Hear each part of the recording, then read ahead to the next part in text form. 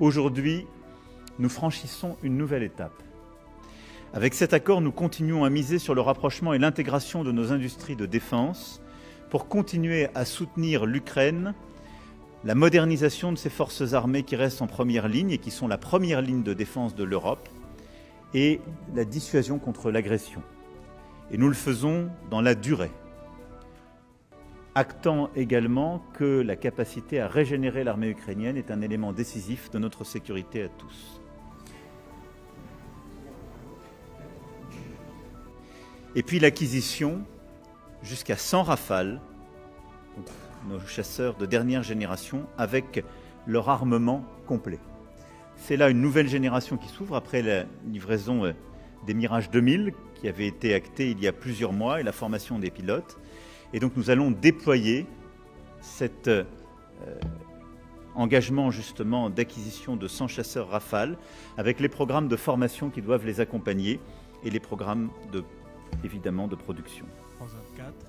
Une question justement sur les Rafales. Alors face à cette obstination, à cette intransigeance, à ces attaques inacceptables contre les civils et les infrastructures énergétiques et critiques, face à ce qui est devenu aussi une forme d'addiction de la Russie pour la guerre, nous demeurons, nous, déterminés et entêtés pour la paix. Et pour une paix juste et durable, c'est-à-dire qui préserve les droits légitimes de l'Ukraine, sa sécurité et celle de tous les Européens. Mesdames et messieurs les ministres, je me félicite également de la signature entre Alstom et la Société des chemins de fer ukrainiens OUZ d'un contrat de 475 millions d'euros pour la fourniture de 55 locomotives à l'Ukraine, avec un financement de la BIRD et de la Banque mondiale.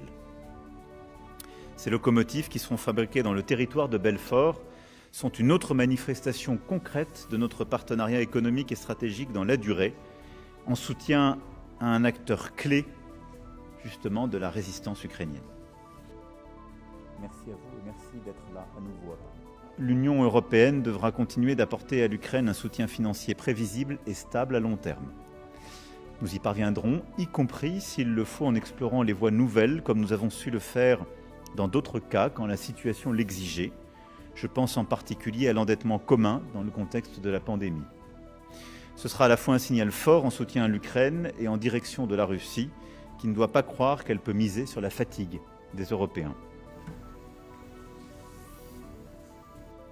Je voudrais conclure en soulignant une nouvelle fois que l'Ukraine appartient à la famille européenne non seulement par sa géographie, mais par ses valeurs, son histoire et son courage. Le chemin vers l'Union européenne sera exigeant, il supposera des efforts et des réformes profondes, notamment en matière d'état de droit, de transparence, de gouvernance, de lutte contre la corruption.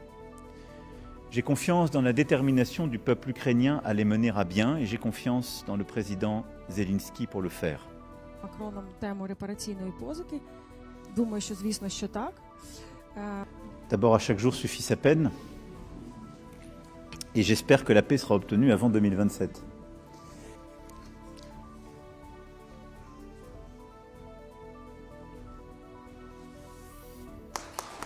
Угода про співробітництво між урядом Французької Республіки та урядом України щодо реалізації